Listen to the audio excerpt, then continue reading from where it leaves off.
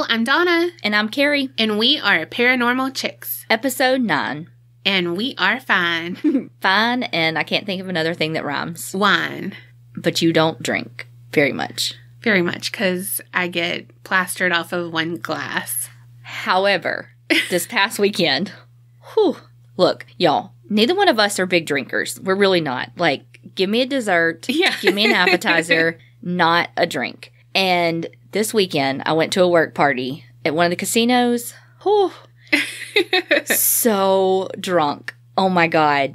This is, okay, it's like a yearly cycle where I get shit-faced and then I go, why do I drink? I'm too old for this. And then I'm hungover for 3 days and then I'm like, I'm never drinking again. And then like a year later, I'll be like, woohoo, whoop it up. Same. Well, my mama, when I'd be vomiting from drinking, she'd be standing there and she would hand me like a wet rag. Oh, said the W and the R correct. Oh, I moving up in the world.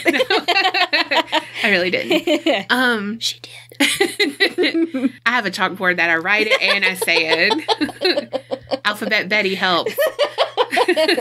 Wasn't that a game? Yes, it was. It was like Scrabble and Candy Crush had a baby and made Alphabetty. Anyway, but she would hand me the wet rag. Had to think about it that time. Damn. Press my luck. Which is also a game. Yes. No whammy, no whammy, no whammy, stop. And we both did the stop motion. Yes. But she'd be like, was it worth it? Did you have fun? Was it worth it? And I'm like, no. Meanwhile, though, she was the same way. She could drink 5 sips of a drink and be 7 sheets to the wind. Bad. And your sister. It's a thing. Oh, in your family. For real a thing. Meanwhile, our friend Tiffany has like a stomach of steel. Yes. And can drink and drink and drink and be so hammered and then be fine. Go to sleep. Wake up. That girl wakes up as soon as the alcohol wears off. Oh my gosh. She's like, let's go get breakfast. And we're like, I literally just fell asleep. Yes. And the thought of food makes me want to hurl on your face. No, thank you. Mm-mm. Mm-mm. But she's fine. Mm-hmm. She could drink as much as she wanted to and be A-okay. Stomach of steel. I mean, she might not be able to walk, but she's fine. She's not gonna puke. Yeah. I don't even think she gets headaches. I don't think so either. I do. Some people just walk in the light. Yes. Live in the light, walk in the light. Walk in the light. Walk She's in the line. Different movies. And that's our personality right there. You're cultured and I'm pop cultured. I wouldn't say cultured. Oh, the two of us. I mean, I do love me some Tom Hanks. You don't, though, right? What? Walk in the line, Green Mile. Oh. What do you think I was talking about? Johnny Cash. Oh, I walk the line. Oh. And this is our friendship. Yeah. I do love that movie. I know you do. That's why I was like, I don't think so. Yeah, sorry. You know, I want to go to the prison where they had Shawshank at. Ooh, is that a thing? I think so. That was a good damn movie. Yeah. That is one that I remember in high school, you had it. I don't know if you had it, like, you had it on, like, VHS, I guess? No, I think that one was DVD. It was a splurge. Oh, we were fancy. You had it on DVD, and I remember us watching it, like, one rainy day on, like, a Saturday or something. And I just did not see it coming. Yeah. I mean, because, again, you're in high school and whatever. I like to just mindlessly watch movies. Donna likes to guess. I hate when she guesses, but I also guess. Yes, that is our friendship. But I remember being like, I mean, that's so, like, I still, every time it's on TV, I watch it. Oh, for sure.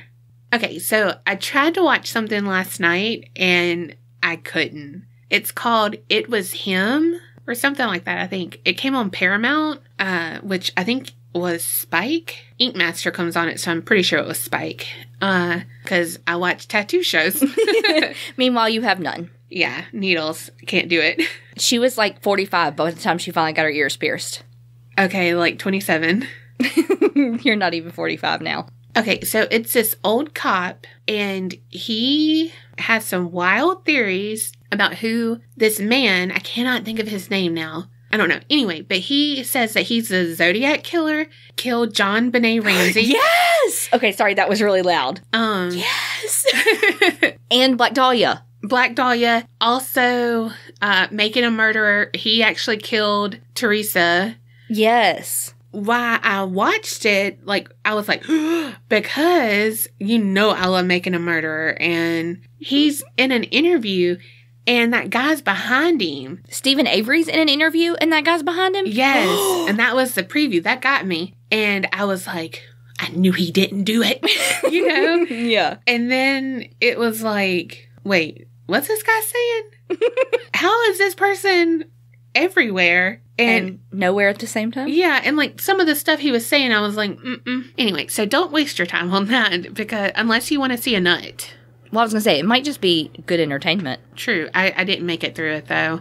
When I was looking up the stuff for the murder I'm going to do today, I saw a little bit. I'm not even going to tell you exactly what it said because I don't want to give away what I'm doing, but because you're not going to find out in 5 minutes. But anyway, it was saying how, like, so-and-so claimed to be the killer of JonBenet and Black Dahlia, and that's all I saw, and I was like, what? Yeah. But I didn't know who it was. Mm-hmm. Something I was watching last night, well, I say watching, whenever I was getting ready to go to bed, because I turn on Investigation Discovery while I go to sleep. Yeah. I had it on. I just happened to look at it whenever it was showing something, and the show was I think it was called Evil Speaks or something. Yeah, they have all confession. those. Yeah, because there's like 17 shows with evil in them. So it's the one with the confessions. Yeah, that's But it. they had actual surveillance video that they were showing outside this house because apparently some guys had like broken into a house because this mastermind had told them that there was like $80,000 in cash in it because he wanted that guy to be killed. Yeah. And so they broke in the house thinking they were going to get cash, but it had them standing outside the house like getting ready to break in, and one of them had on a mask that I literally went when I saw it. Like I was like, oh my, like that mask was so scary. And I was like, man, I think I really have issues with masks. Oh, I for sure Like, I mean, I knew I do because I know that like I don't like mascots and I don't really like clowns, but not like I don't like clowns. No, I just don't like not knowing who's behind that for makeup. sure, because we're aware. We're alert. We have a crime and paranormal podcast. Yes. And so that, I don't know, that like literally I was like, when I saw it. Yes. And then of course I was like, okay, and then I'm like, oh my God, I got to go to bed. But it was good. It was good. Because it was like real surveillance footage from that guy's house. And I don't always like watching the confessions because sometimes I'm like, can you just give me the Cliff's Notes version? I don't want to hear the whole thing. Just tell me what they said. Yeah. Because I'm ADHD and I need Cliff Notes. But it was good. Well, good. I'll have to watch it because I didn't know about that one either. Like, about the recorded stuff. Because sometimes it drags on and I'm like, okay, cut this. Again, Cliff's Notes. Yes. Well, and sometimes I'm like that. I don't like listening to 911 calls that much either. No, they get me. Well, not like triggered, but just they break my heart. Well, it depends. Are they like real? And then it's heartbreaking and a little triggering. Like if you've ever had to call 911 about a family member being in distress, like it's triggering. Oh, for sure. Because we've both had to call 911 in some pretty serious situations with our families. Yeah. And so it is triggering for me. But also, I just have zero patience for bullshit. And so when it's fake, I'm like, you motherfucker. Like, that is so fake. Yeah. Quit trying to play. Nobody believes you, you know? Yeah. No, I had a real life story, TMI again. But this is me and you. This is how you know we don't like mascots and stuff. I think I know where you're going with this. We were younger, walking around the mall because that's what you do. And it was Easter time and the Easter Bunny was doing pictures. And again, I'm loud and I'm proud and I am that person. So like I waved real big to him like being a jack ankle. And I'm like, Donna, fucking stop. Don't fuck with the bunny. Yeah. I don't like mascots. Don't fuck with the Easter Bunny. Yeah. Well, I was like, whatever, because, he has to sit there. And so what's he going to do? We're walking. No, then he gets up to follow us. And so... Not like out of his cage. Well, he's not actually in a cage. But not like he didn't come out of the... Yes, he did. Did he? Yes, he did. See, I suppressed that memory. Yes. No, he followed us. And then we went into Limestone Books, which is a Christian bookstore. God was going to protect us. Right? It was just the closest thing. But so he came to the customer service little cube thing there. Oh, yeah. And he was like leaning against there, kind of like just like looking in because it was glass and he could see us and I could see him. And we waited him out because we had nothing the fuck to do and he was getting paid. I will always wait that shit out. Yes. But I was like, okay, I don't wave to those people now. And again, this is our friendship. Donna, don't fuck with them. Donna's like, what do you mean I can't poke the bear? Poke. Uh-huh. Wait. You, I think, lock the windows so I can't roll them down yell at people. Do. God, Donna, sometimes she likes to fuck with people. I do. Well, not in a mean way. I don't, like... No, she's not like a bully. Yeah. Well, I mean, I don't yell, like, mean things out the window or whatever. She'll just be like, hey! And I'm like, Donna! Yeah. Well, now I don't really have to do that because Marley hangs her head out the window and people stop to tell me how cute she is and stuff, but they'll be like, hey, beautiful, and they're not talking to me. I'm like, fuck you, Marley, you upstage me.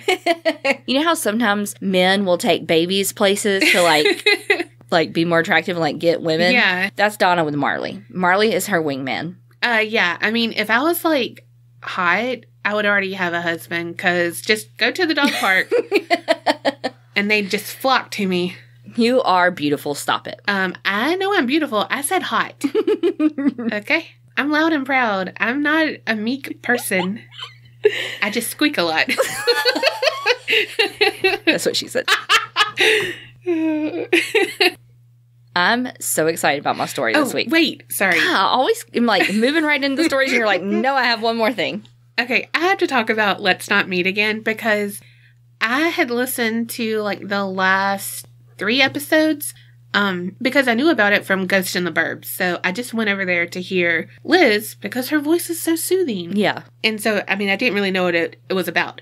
Well, then I was like, dang, those were scary. But I had just listened to the recent ones, and I went back today and I listened to the first ones. Whew, those got me. Well, you told me about it, and when I got here tonight, I was like, oh yeah, and I subscribed, so... Yeah, I told her, don't listen on the way home, because the first one is called Windows, and that is my biggest fear. Like, having windows open and someone looking in. Yes. And it was like 3 stories all about that, and I'm like, that really happens? Like, you know, because you see it in the movie, and you're like, but really? Yeah, because these are true stories that people have told on Reddit, right? Yes. Okay. Under the Let's Not Meet. Okay. But y'all, seriously, it is so good. I got out of my car one time, and it was one about someone whistling, and I legit thought I heard it, and I was like looking around. Yeah. And I was like, Donna, just get the fuck inside and lock your door.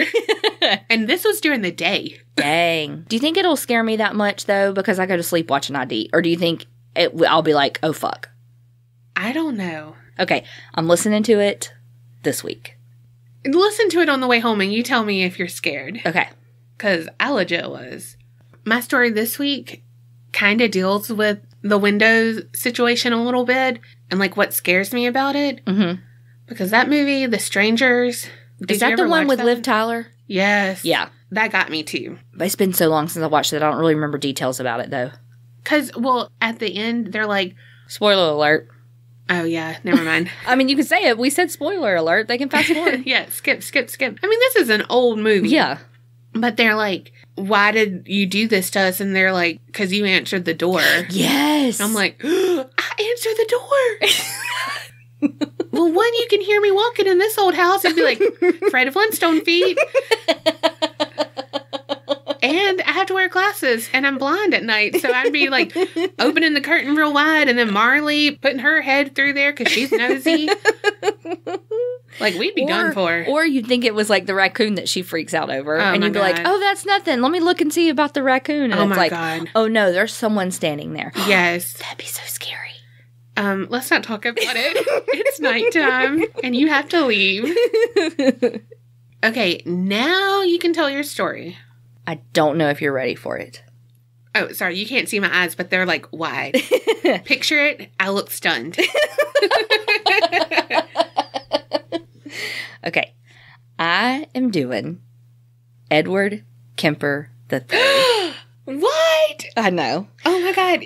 Which is why, whenever I said, because, okay, when we were talking about what show did you just tell me about? Ed Edwards. Yeah, it was Ed Edwards, the show from, what was the name of the show? Oh, it was him. Yeah, it was, because I looked it up because she couldn't remember his name, and it was, that's why he was coming up when I was looking up Ed Kemper. Oh, my God. And so I was like, okay, well, I can't tell you that. You have to wait. Yes. Oh, if you have not watched Mindhunter, oh my God, go watch it. The guy that plays, oh God, I just looked at his name today. The guy that plays Ed Kemper in that show. He looks just like him. First of all, looks just fucking like him. And second of all, his demeanor is like spot on. Like that actor did some serious studying to get that, like the quotes and stuff that I even have of some of Ed Kemper, like because he does all these interviews with different magazines. And, I mean, and it's like, I mean, spot fucking on.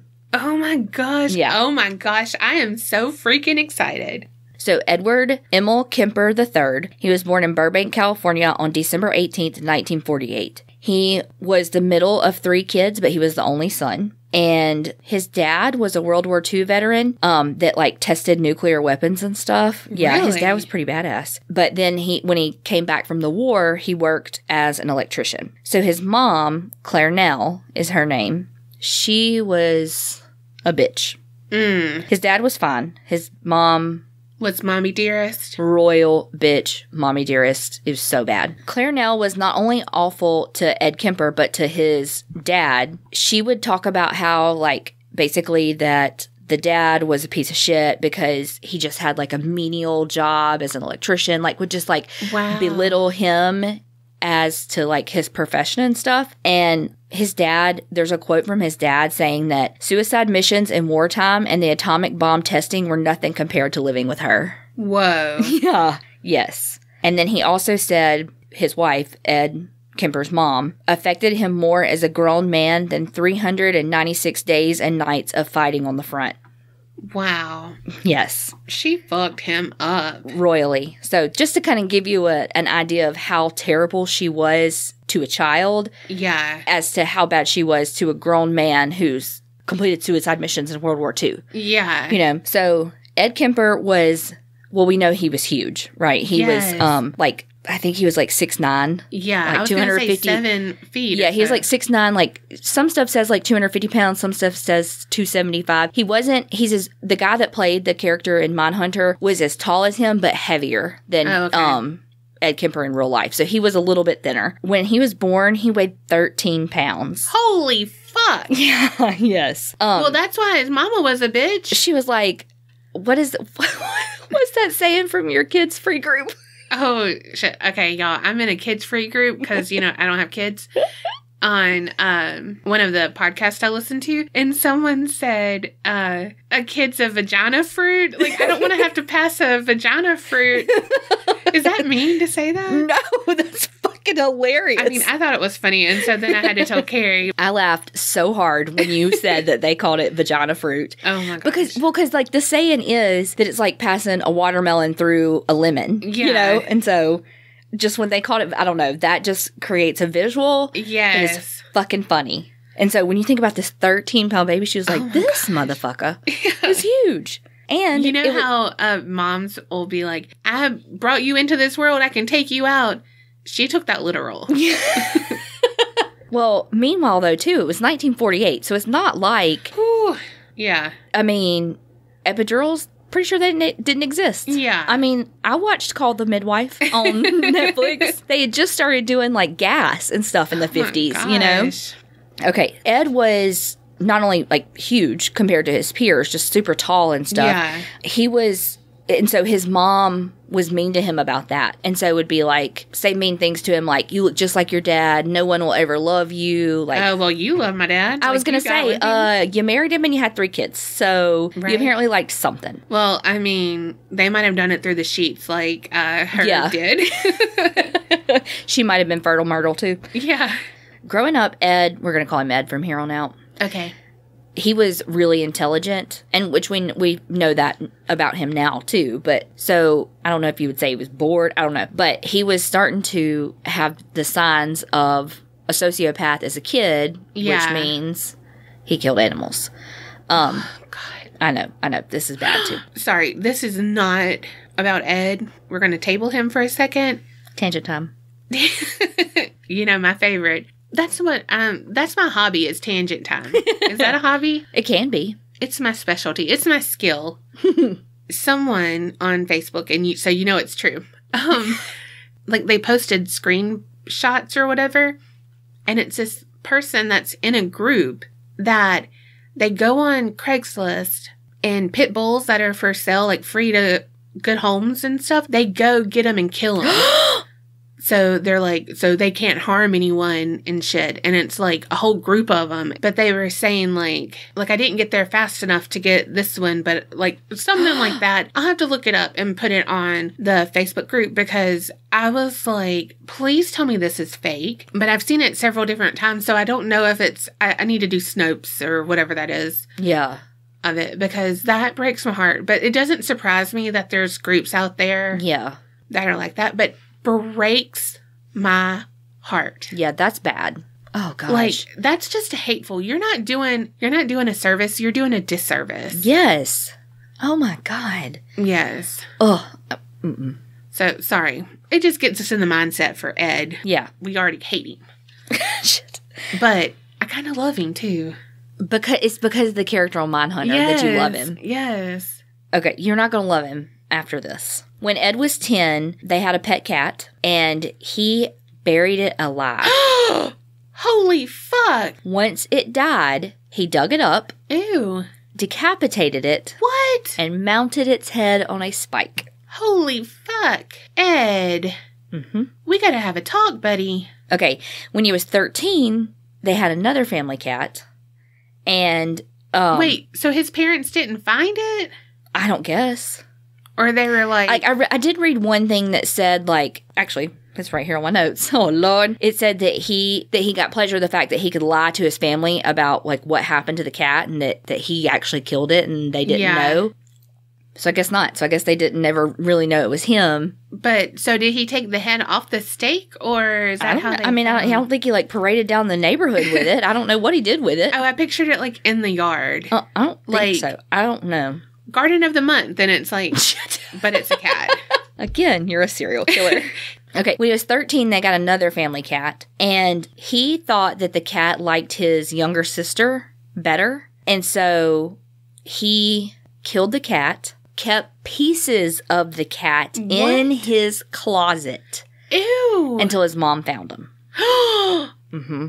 Yep. He would take his sister's dolls and would, like, do, like, death rituals with them where he would, like, take their heads off and their hands. And then one time his older sister was teasing him and being like, why won't you kiss your teacher? And he was like, if I kiss her, I'd have to kill her first. Whoa. Yes. And he was young. Yeah. And then when he was in 2nd grade, he would sneak out of the house and take his dad's bayonet and just go, like, stand outside of his 2nd grade teacher's house and just, like, watch her through the windows. What a... Ooh. Meanwhile, windows. I'm telling you. And then his favorite game to play with his sisters, there were 2 of them. It was called Gas Chamber and Electric Chair. Those sound fun. Not your typical hide and seek. No. Red Rover, put me in the gas chamber. So he said that, like, so he would get his sisters to tie him up, and then his sisters would flip an imaginary switch, and then he would, like, go lay on the floor and, like, convulse like he was, like, getting shocked or like he was dying from the gas. Yeah. Okay. Well, that's just stupid. He liked to play like he was dying, like, of torture. Yeah, but it's no torture. Well, I cannot get into the head of 10-year-old well, I mean, Ed Kemper. I'm just saying, like, he could do that himself. No, he wanted his sisters to be the guy, person that flipped the switch. I know, but that's and they had to tie him up. But BTK tied himself up. BTK was like 20 years later. He had time to figure shit out. Right. Well, he was a Boy Scout. Well, and this guy was a boy. So I'm just saying, like, I mean, it's weird, but I thought it was, like, going to be, like, put a bag over his head. No. Or something that, like, really does it. He's just laying on the floor being, like, doing the worm. Like, boy, take it up a notch then if you want to freak me out. Oh, my God. Okay, so... Like, kebab a cat again, then I'll be like, okay. I don't even know what to say to you right now. Right, meow? Oh my... I think this podcast is making me... it's bringing it out. Oh my God, the serial killer on the inside of you is like, yes, I can come out now. I'm going to write a book, The Killer Inside Me. Oh my gosh. Y'all could all write me in jail because you know I love pen pals. I don't think they allow inmate-to-inmate contact, so you'll have to stop talking to Danny. Oh, fuck. So you're going to cancel the whole serial killer thing so you can keep talking to him? Yeah. He's my boo. Shit. So, okay, the next part I'm going to tell you, I think that his sisters were not as fucked up as him, but I think that they were pretty fucked up too. Because one, they played the gas chamber games with him. One time, his older sister tried to push him in front of a train. Okay. She is a sociopath too. She watched Fried Green Tomatoes and she was like, come on, buddy, Threadgood. Or throw mama from the train. Oh, true. And then the same sister pushed him into the deep end of a swimming pool and he almost drowned. So I really think that the sister was, I mean, obviously not to the degree that he is, but she had some underlying issues too. Clearly there's a lot of mental illness in this family. Yeah. Thanks, Mom. Right. So he and his dad were pretty close, but his parents ended up separating in 1957, and so he was staying with just like his mom and his sisters. Ooh. And again, his mom was an alcoholic, and she was really neurotic about things and like belittle him and just do everything that she could to humiliate him and like verbally abused him. I don't know if she physically abused him. Kinda. But I don't know if she like hit him. Because he was so big, like he was 6'4" by the time he was 15. Wow. She would say that she was scared that he would harm his sisters, and like she was scared that he would rape his sisters, and so she would lock him in the dark basement. Yeah. At night, just like lock him in there because she's like, I don't know what you're gonna do to your sisters, so you stay in the basement. I think you said that on Manhunter. Yeah. She would like tell him all the time. She would call him. She would be like, "You're a real weirdo." And, like, would talk about that. Like, I'm the product of you. Mm-hmm. And she wouldn't, like, comfort him. Like, a lot of things say coddle him, but I think just be kind to him. Yeah. Because she was scared that he would, quote, turn gay. Oh, my gosh. Mm-hmm. Well, because that says it right there. Like, yes. To be a nice human to somebody is going to turn them gay. That's not a thing. No. You're born that way. Anyway. And I know I said this earlier, but, like, she would tell him that he reminded her of his father and that, like, no one would ever love him. Stuff kind of looking back says that they think that she was probably, she probably had borderline personality disorder. But again, just a lot of mental health issues in this family that it's 1948 was when he was born. So none of that's getting addressed. Yeah. So when he was 15, he ran away from his mom, because she's awful, to go live with his dad in Los Angeles. And when he got there, his dad had already remarried and actually had a stepson that was about his age. Dang. And so he was like, okay, well, he's clearly replaced me. Yeah. And so he only stayed with his dad for just a little while, and his dad was like, I can't handle you. So there were a couple of different reports. Like, one thing said that when he left his dad, he went straight to his grandparents' house, his paternal grandparents. And then another thing said that he went back to his mom's and then went to his paternal grandparents' house. But either way, he ended up at, and their names were Maud and Edmund Kemper. Because he was a senior, junior. Yeah, that's how that works. That's how that works. I got that. Okay, so they lived in the mountains, and Ed hated living with them. Like, he was like, my grandfather, said he was senile. And then he said his grandmother was like always, his quote is that she was constantly emasculating him and his grandfather. And so it was like all that anger and resentment and torture that his mom had put on him all those years, it's like he transferred it to his grandma. So on August 27th of 1964, his grandmother was sitting at the kitchen table, and she and Ed had just gotten into an argument. So he was, of course, mad, stormed off, went and got his grandfather's .22 caliber rifle, came back into the kitchen where his grandmother was, and she was like, turned and looked at him, saw he had the gun, and she was like, don't go kill any birds. And so he was like, okay, and shot her in the head. Wow. And then shot her twice in the back. So killed her. I know, overkill a little bit. Right. And then some stuff says that after he shot her that he stabbed her post-mortem, but it's not very clear if that was actually the case. So he dragged her body out of the kitchen into the bedroom, and then when his grandfather came home, like, he saw him walking down the driveway, like, with his groceries and stuff, and he said that he was like, oh, I don't want him to see her dead, and so he shot and killed his grandpa in the driveway. So then he kind of starts panicking because he's like 15, and so he called his mom and was like, what do I do? And she was like, call the police. So he called the police and he just sat there and waited on them to get there. So they arrested him. And when they were like, what the hell happened? He was like, his quote was that he just wanted to see what it felt like to kill grandma. And that, again, he didn't want the grandfather to find out his wife was dead. And so that's why he killed him too. Yeah. And again, a lot of stuff was talking about how him killing his grandma was essentially him taking all that rage from his mom and putting it on his grandma, because even though they weren't really similar, they still had some of the same discourse in their relationship. He was committed to a psychiatric hospital for killing his grandparents. When they were kind of deciding what to do with him before they sent him to the psychiatric hospital, they said, he's paranoid schizophrenic, we have to send, like, he's criminally insane, so they send him to a state hospital. When he got there, the psychiatrists and social workers were like, he's not a paranoid schizophrenic, because he didn't have any flights of ideas, he didn't have any delusions, hallucinations, all those, like, kind of gold standard for a paranoid schizophrenic diagnosis. Yeah. And so they did an IQ test on him, and the first time they tested him, he had a 136 IQ. Dang. Yeah. Then they re-diagnosed him then, calling it a personality trait disturbance, passive-aggressive type. And then they did another IQ test on him later. I don't know why they did multiple IQ tests, but the last IQ test they did, it was at 145. Holy fuck. Yeah. So I mean, you know, I said as a kid, he was really, he just was really intelligent. Yeah. Don't you hate that when someone so smart uses it for evil? I know. Well, even if you think about, like, inmates in a prison, it's like just the ingenuity. It's like if you could harness that and turn it into, like, inventions or something positive. Yes. Because they come up with some amazing, I mean, just even the positive things that they do for themselves, like cooking meals or, you know, those types of things. It's not always negative, like how to make a shank and hide it, you know. Right. It can be stuff like that. And it's like, damn, that is smart. Yeah.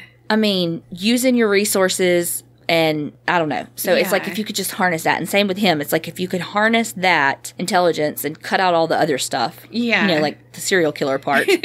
So when he was in the state hospital, he, of course, was a model prisoner. And he really, really had the psychiatrists and stuff fooled. Yeah. I mean, to be whatever. Which got him off. Yes. So they trusted him so much that they trained him to administer psychiatric testing to other inmates. Holy shit. Yes. And so that's actually where he kind of honed some of his ideas. So Ed Kemper says that he was a part of creating some new tests, like, and new scales for some standardized assessments, but I don't really know how factual that is. But when he was later arrested as the serial killer, he said that the psychiatric tests that he would administer in the hospital were to sex offenders. And so he said that, like, he actually learned a lot from them, and how they would always tell him, like, always to kill a woman after you rape them, so there's no witnesses and stuff. And so it played a part into why he did the things that he did. Yeah. So at his 21st birthday, he was released on parole from the state hospital. Well, that's a good birthday present. Right. Here's parole, and you can drink now. Yeah. So even though the psychiatrist and everybody at the hospital was like, he cannot go back into the care of his mom. Yeah. That's where he went. Oh, Lord. She had remarried at the time, but then got divorced again not long after that. Oh, we know why. Right.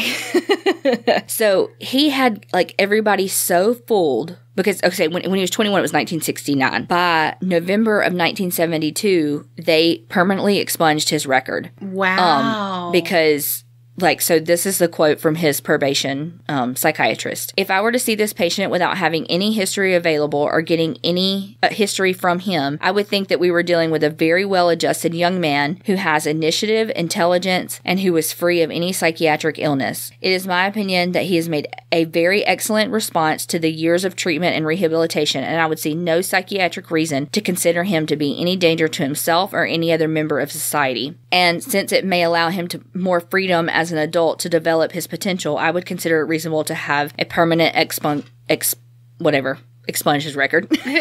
Whatever that word is that I don't know. I'm sorry. Expunction, whatever, of his juvenile record. Like, he's a sociopath. Mm-hmm. That's how, like, that's so clear. Well, and they say that too, like, there was another quote too of them saying that, like, he wasn't a traditional, like traditional sociopath because he really took pride in his work. And I feel like not all sociopaths are serial killers. Like, right. And, like, I remember reading somewhere something, and it was saying that actually a lot of, like, CEOs and people who are really successful are actually sociopaths because they are able to like make cutthroat decisions because they don't do the hard stuff. Yeah, because they don't have that empathy, and then they're able also though to fake kind of emulate the facial expressions and all that for like the kind of everyday stuff. Yeah, but then they're able to be like, fuck you, because they don't have the empathy. You know what I mean? Yeah, flip that switch. Right. And so and again, times have changed. We understand a lot more now about mental illness and all of that. And I mean, I don't even think in the current DSM, which is the Diagnostic Manual for Psychiatric Conditions, like whatever that passive aggressive thing type, I don't even think that's in the DSM anymore, you know? Yeah. And so it's like the diagnosis he was given doesn't even exist anymore because it's not, we know more about it now. Yeah. And so I think that had this happened now and not 1965 or 55 or whenever it was, it would be a very different story. Yeah. So he went to live with his mother while he was like on the parole part. But like I said, again, they later like expunged his record and he wasn't on parole. But part of his parole was that he had to go to community college and he really wanted to be a police officer. But actually, he was rejected being a police officer because of his size. Like there were size requirements. Really? Mm-hmm. And, because at that time, that's when he was 6'9". He'd finished growing. He was 6'9", again, like 250 pounds. But he was really good friends with all the local police officers, and they all went to a bar called the Jury Room. And so he was like really good friends with them. And he even described it was himself as a friendly nuisance to them, like they were just all friends. They called him Big Ed. Everybody's chummy, right? Mm-hmm. He even had a few little jobs here and there with the state of California Highway Department. So, again, he was living with his mom, still in that, like, toxic environment. They would fight all the time, like, yell, scream, and, like, the neighbors could hear him yelling and screaming. Wow. Mm-hmm. An interview where he's, like, looking back on that time when he's living with his mom, he said, "My mother and I started right in on horrendous battles, just horrible battles, violent and vicious. I've never been in such a vicious verbal battle with anyone. It would go to fists if it were a man, but it was my mother, and I couldn't stand the thought of my mother and I doing these things. She insisted on it, and just over stupid things. I remember one roof raiser was whether..." Well, he didn't have trouble with his ours. He said, "I remember one roof raiser over whether I should have my teeth cleaned." So these huge battles about nothing, you know? Well, hygiene is important. I mean, of course, go get your teeth cleaned. I mean, maybe she wanted him to go at like 4 months. He was like, "No, Mom, it hasn't been 6 months yet." Insurance won't cover this. I mean, it's like $200, Mom. I don't have money. That's why I'm living with you. So he would kind of throughout his life, he would like save up enough money living with his mom to where he could move out. And then he would go broke again and have to move back in with her. I just picture him having like a piggy bank and like, one day I'll get out. Then having to like empty it and like shake the change out. Yeah. Count it. I mean, not that I've had to do that or anything, right? No, you're the person that when you were like in high school, you'd be like, "I'm going to clean my room." And you'd like get distracted and like read a book and be like, "Oh, here's $60 I hid in a book." That's you. My grandma was like that though. Like, because we're cleaning her house out. Yeah. And we open every card and every piece of paper because God only knows where there's money stashed. Yeah. So when he did get enough money that first time to move back out, he moved in with a friend, but it was like he couldn't get away from his mom. She would still just like call him all the time, randomly show up at his house just for a surprise visit. Gosh. But then of course he ran out of money and had to move back in with her. I mean, be an adult, Ed. Well, but he was working job. I don't know why he was so broke. Dave Ramsey wasn't around. He didn't know.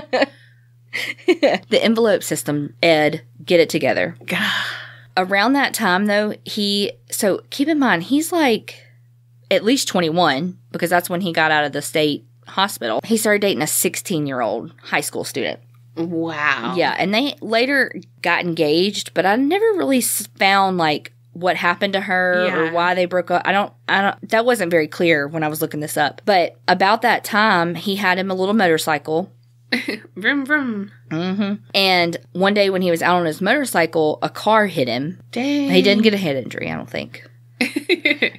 But he did hurt his arm, and so he got a $15,000 settlement from like a civil suit out of it. Yeah. And so with that money, he got himself a little car, and then when he would be out driving around, he started like noticing like, damn, there's all these women out hitchhiking.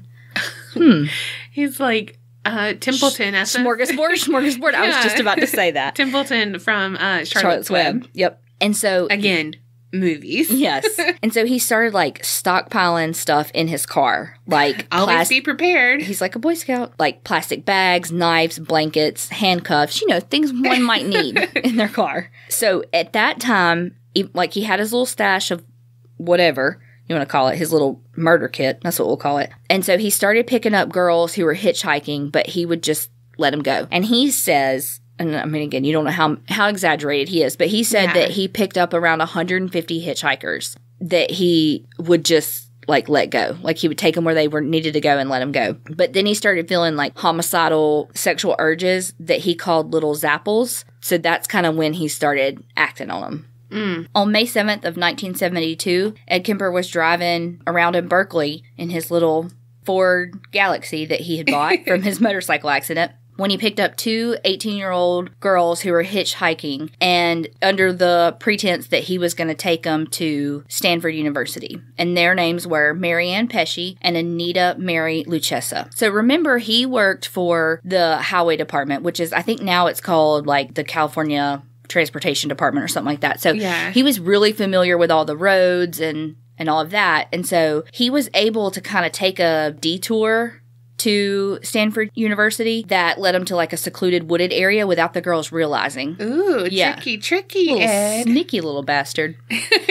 So, also, if you remember from before, whenever I said that he was at the state hospital, that he was part of the interviewing and doing the tests on sex offenders. Yeah. Okay. And he said that he learned a lot from them because he learned, don't leave a witness if you rape somebody. Oh, right. Yes. Well, then he put his murder learning into practice. It's like he had a handbook that had rapist on it, and, like, in red marker, he X'd it out and put murder. He took all his learning. He made some note cards. He took them and made them into a book. Book Chapter 1, Rape.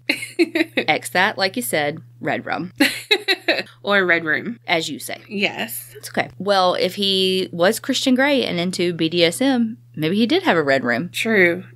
He had the two girls, and he was going off to this little secluded area. I didn't really find how he, like, gained control of the girls at that point, but he was able to handcuff them together and put them in the trunk, and then he stabbed and strangled both of them to death. Wow. Mm-hmm. One thing I found interesting, because, again, you know, he does all these interviews, so there's all these quotes from him about all of these different murders and his mom and all of that, but one thing he said about when he was handcuffing Marianne Pesci is that he accidentally brushed her breast with his hand and was like, oops, I'm sorry. Wow. I know. And I just feel like that speaks to his insecurities with women. And I mean, just how terrible his mom was to him and made him so insecure. Like, about his size and about him being weird and basically ugly and nobody would ever love him. And so he had so little confidence with women that's part of why he did what he did. Yeah. It was the only quote-unquote relationship that he could have. Right. I know that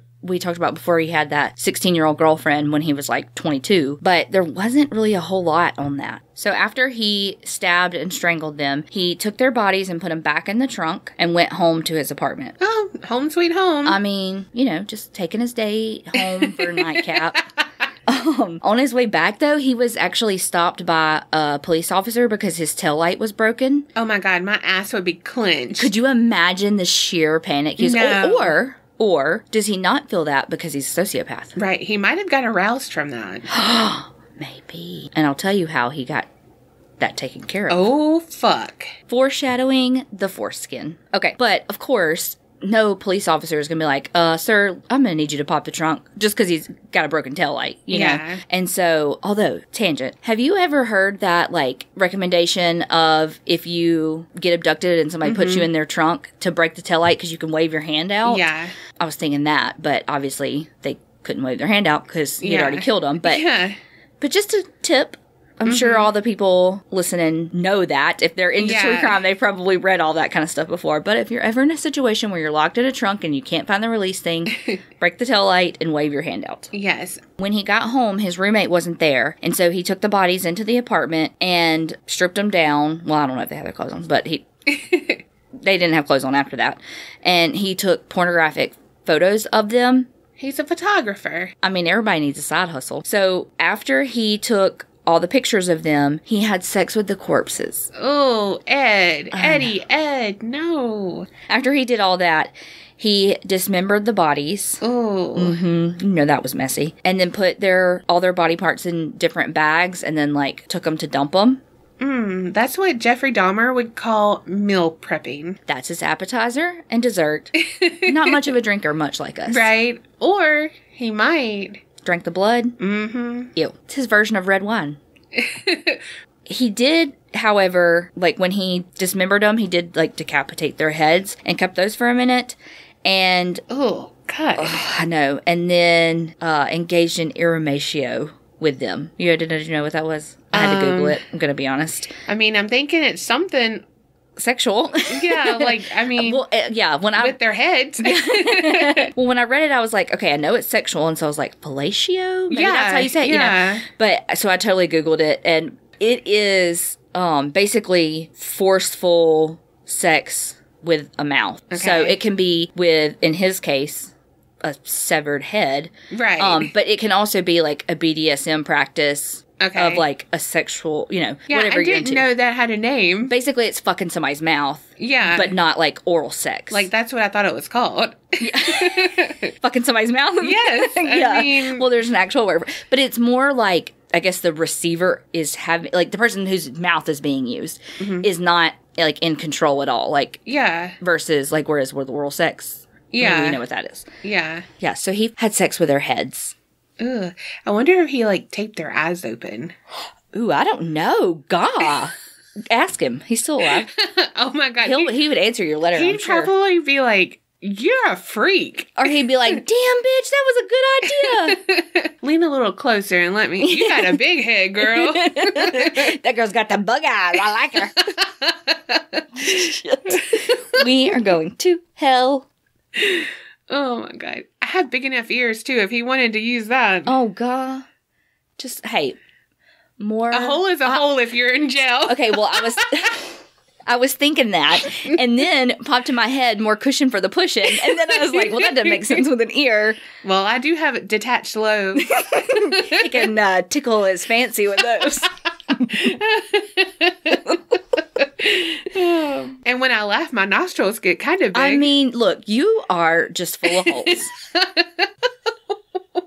They ended up finding Pesci's skull later because he dumped the skulls in a ravine. And so they ended up finding her skull, but they couldn't find any of the other remains.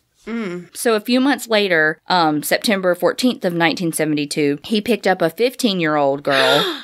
I know. No. Her name is Aiko Koo. So she was a Korean dancer she's a student, but she was a dance student. Oy vey. And she was hitchhiking to dance because she missed her bus. Gosh, that's one of those instances if she would have just made her bus. I know. So he, much like with the first murders, he drove her off to a remote area and because he had a gun, get this, he accidentally, when he got to that secluded area, locked himself out of his car.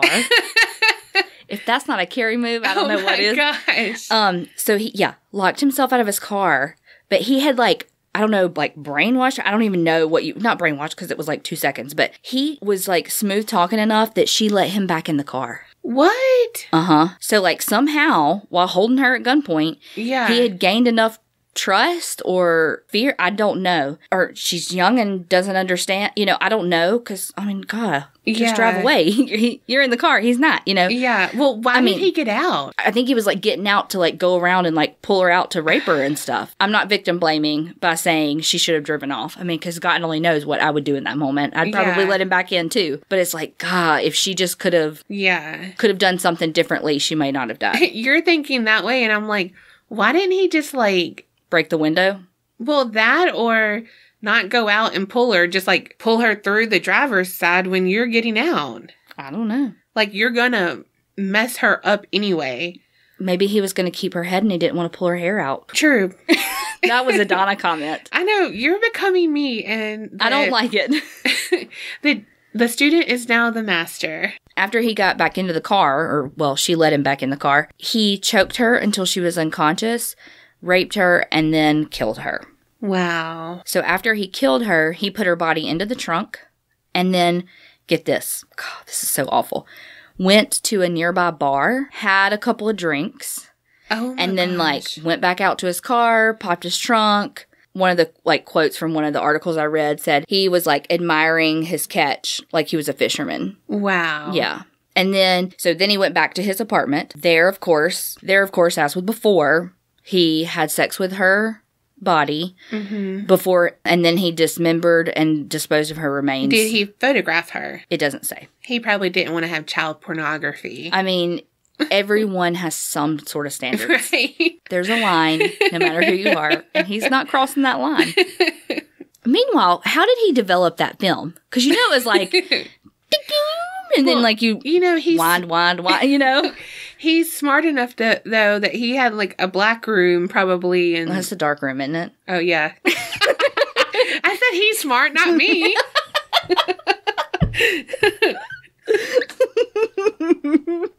Yeah, nothing said what was your question? Oh, did he take pictures of her? God, that whole spiel. Nothing that I saw said that he took pictures, but why would he have not taken pictures of her? Okay, I do need to write him because I need clarification on this. I bet he would write you back. I'm just kidding, girl. No, you would not. Oh my God. I couldn't do it. I'd have to drive 5 hours away to mail it. Oh my God, right? I'm gonna put an ad in the paper and say, if I email you by floppy, will you be able to trace it? And they'll say, Rex, it's okay. All right. That's BTK if you didn't know. BTW, that's BTK. Right.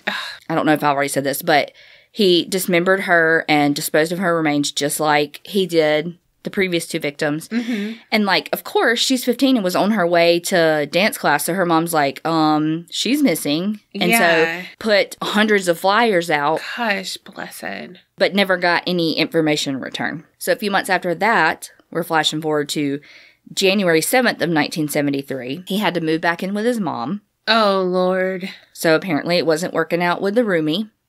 Probably because he ran out of money, because that was kind of his thing. He would get enough money to move out and get away from his mom, and then he would run out of money and he'd have to move back, and then, it was just this kind of back and forth vicious cycle. So, January 7th, 1973, he was driving around, and he picked up an 18-year-old college student. Her name was Cynthia Shaul, or Cindy was what she went by. He, again, just like with the rest, drove off to that, a sequestered, secluded, wooded area. Yeah. And he actually shot her with a .22 caliber pistol. So that was a little bit different, that he, before he was strangling them and stabbing them, and this one he shot. Well, that's the same type that he shot his grandmother and grandfather with. I wonder if it's the same one. Oh. Probably not. Why would they let him still have that? Right. So probably not. But maybe it was the gun he fancied. Yeah. Maybe he was a .22 caliber enthusiast. So he put the body in his trunk. That was his thing to do, I guess. When in doubt, put the body in the trunk. That was chapter 3. He drove, so he went back to his mom's house this time, because, he's living back with her. Mm-hmm. And he kept the body in his closet overnight, because his mom was home. What's he going to do? He's got a skeleton in his closet. Quite literally. So when his mom left for work the next morning. I can just picture him, laying in bed, and then he hears the door shut, and he's like, yes! Yes. She's gone. He's fully clothed underneath the covers, Yeah, and he's like Bruce Almighty's the cover back. Yes. And then Bruce Almighty's clothes, because then he pulls her out of the closet and has sex with her body. Oh, my gosh. Yes. No. Well, he had morning wood, so. He had a little morning glory, huh? So after he had sex with her corpse, he removed the bullet from her body. So after he took the bullet out, he took the corpse into his mom's bathtub, and that's where he dismembered and decapitated it. Wow. I know. As before, he kept the severed head for multiple days and consistently, regularly engaged in irrematio with the head. So what if he was driving while forcing, he's riding with her head on his, That's what you bleep out? Everyone has their line. True. We learned that from Ed. No child porn. Well, this is a horrible question anyway, so I'm just trying to, The answer is roadhead. Yes, but this would be different, right? I think so. Road iramatio. Iramotio. Oh my God, that's terrible. That's like a dad joke gone way wrong. Because they're in motion. I get it. No, you don't have to explain it. I get it. That was terrible. Also, if he keeps it a long time, I mean, wouldn't it be... Like, I feel like the mouth would just be permanently in a position. I don't know, I guess. And again, too, so dirty. And like, but dirty, I mean like bacteria. I mean, it's dirty as in nasty, but dirty as in bacteria. Yes. Why didn't he get a disease? See, that would be my fucking luck. I would go do something nasty like that, and I would get like the most obscure disease on the planet, and then I'd have to go to the doctor and they'd be like, did you just fuck a corpse? Oh my God, I just pictured that too. Yeah, like how they always have those weird... Yes. Things. They were like, have you been to Indonesia lately? No, then you fucked a corpse. Yeah. I mean... No, just the head. Just the tip. I swear to God, I was just about to say that. And I pulled out. God. I mean, no one's getting pregnant here. Okay. God, we're terrible. We really do have sympathy for these victims. Yes. We're making fun of Ed, not the victims. Yeah, totally. So after he kept her body for a little while, he took all of the remains except for her head and he like threw them off a cliff. Yeah. And then he took her head and buried it in his crotch. Oh my God. Oh. I mean, that's what he's been doing. Damn. Okay, sorry. Damn. No. He buried her head in his mom's yard / garden. Oh my God. Too much. Too much. In her garden / yard with her bushes. But he like had the face turned to where it looked up to his mom's room because he said that his mom always wanted people looking up to her. Oh my gosh. Uh-huh. Well, he was literal. He hated his mom. Yes. So over like a few weeks after he got rid of her body, all of her body was recovered except for the head, of course, because it was in the yard, and her right hand. The police, after like from finding her remains, they figured out that like her body was hacked up and then cut into pieces with a power saw. But it says that he like dismembered her body in his mom's bathtub. Yeah. How'd that work? Unless he like hacked her up in the bathtub and then like took her outside. I don't know. Yeah. Add that to the list to ask him. This is so sad. It is. I mean, we've been joking, but it really is sad. Yeah. Well, if we don't joke, we're going to cry. True. All right. So this time he only waited about a month and said, like, whereas before it was like May, September, January. This time he only waited until February 5th of 1973, after which he had like this really heated argument with his mom. Like that's, they say is like what would spur him into these murderous rampages basically was because he was like trying to kill his mom over and over and over again in all these situations. And so he had an argument with his mom. So of course he leaves the house mad, going to search for a new victim. Gosh. Because all these girls in the area that were hitchhiking had gone missing, they were like, okay, y'all, you have to stop hitchhiking, only get into cars with people who have university stickers on them. Yeah. Don't just get in the car with anybody. Yeah. Well, Ed Kemper had a university sticker. Oh, because his mom worked there. She was like, I think, in maybe like an administrative assistant or something. So he came upon 23-year-old Rosalind Heather Thorpe and 20-year-old Alice Helen Liu. She went by Allison. So Rosalind was the first one to get in his car and was like, no, Allison, it's okay. Come on. Told Allison to get in. Oh my gosh. Because she was like, hey, he's got this sticker. Like, it's fine. Yeah. Well, he used his .22 caliber pistol again and shot them both and then wrapped their bodies in blankets. Golly. He took Rosalind and Allison back to his mother's house again, but instead he beheaded them in the car and then took their corpses into his mom's house, like their headless corpse. And he had sex with their bodies then. Ugh, he's getting worse. Mm-hmm. Then he dismembered the bodies, as he always does, removed those bullets, and the next morning got rid of their remains. 1 week later, there were some remains found in Eden Canyon, and then more were found, like, in March, scattered on a highway. When he was interviewed later and asked, like, why'd you take the heads off before you had sex with the bodies? Yeah. He said, the head trip fantasies were a bit like a trophy. You know, the head is where everything is. The brain, the eyes, the mouth. That's the person. I remember being told as a kid, you cut off the head and the body dies. The body is nothing after the head's cut off. Well, that's not quite true. There's a lot left in the girl's body without the head. Ew. Yep. Ew. So, that was in February, early February. He waited until late April. We're kind of coming to a close. When he came home from a party, some stuff says that his mom was, like, in the kitchen. Some stuff says she was in bed, and he, like, went in to say hey. But she was somewhere in the house reading a book. Well, when he came home, she was like, well, I suppose you're going to want to sit up and talk all night now. And so he was like, no, good night. Oh my gosh. And so she just was a royal bitch, Yes. right? Like, so he waited for her to fall asleep because he was pissed, of course. I mean, hell, that'd have pissed me off. So he waited for her to fall asleep and then went into her room and bludgeoned her with a claw hammer. And then, oh my gosh. could you imagine No. how bad that would hurt? No. And then he slit her throat. Ooh. I bet he probably almost decapitated her doing that. Well, and then he did decapitate her. God. Oh, God. He didn't have sex with her body, did he? Yes, he did. Oh, God. He had That's all kinds of wrong. iramatio with her head. Oh. And then used her head as a dartboard. What? And then he said that he put her head on a shelf and screamed at it for an hour and threw darts at it and smashed her face in. It gets worse. He cut out her tongue and her larynx and put it down the garbage disposal. Oh my gosh. So, but the garbage disposal had a hard time, like, breaking down the vocal cords because they're really tough. And so it just, like, pushed them back out. Oh, God.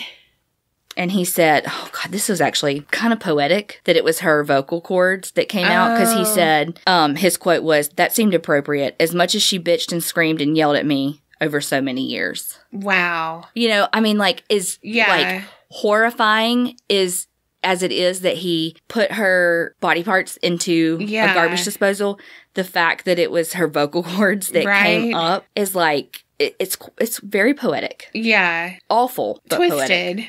So after he finished screaming at her corpse at her head and all of that, he had sex with her corpse. And then he hid her body in a closet and then went out for a drink. Well, he was thirsty.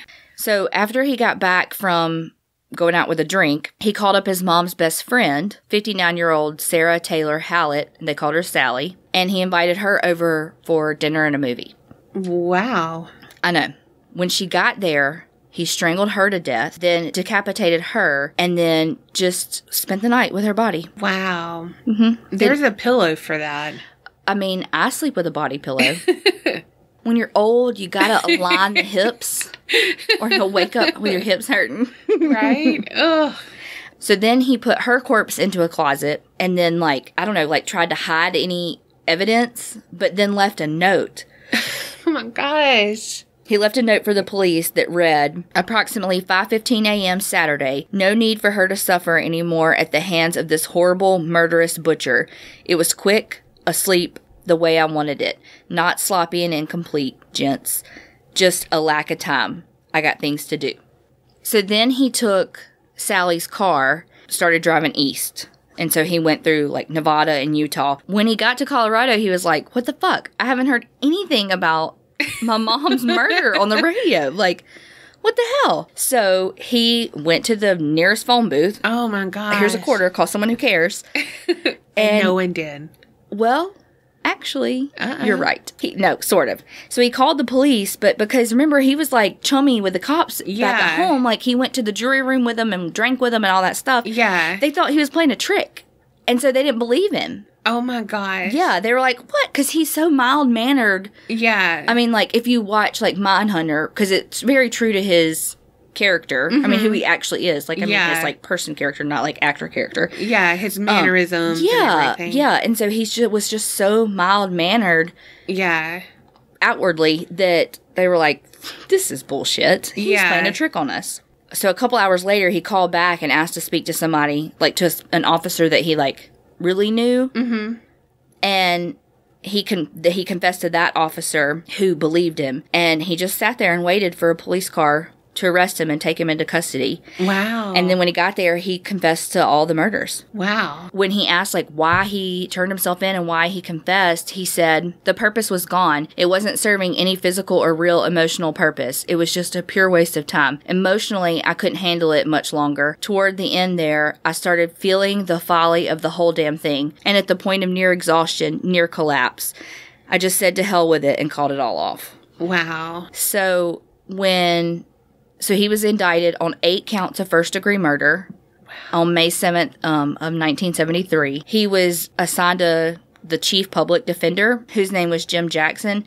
And that guy also defended Herbert Mullen, who is actually a good one I should do one day. Mm-hmm. But Herbert Mullen was actually in prison with Ed Kemper later, and I'm about to tell you, it's about to pieces come together. Okay. So because it was so awful, his attorney was like, you need to plead, you need to plead not guilty by reason of insanity. And when he was awaiting his trial, Ed Kemper tried to commit suicide twice, obviously survived. Yeah. And so then the trial continued October 23rd, 1973. 3 different court-appointed psychiatrists found him to be legally sane. One of them did an interview under a truth serum. Mm-hmm. While he was under the truth serum, Ed Kemper confessed that he sliced some flesh from one of the legs of his victims, and then cooked and ate them in a flesh casserole.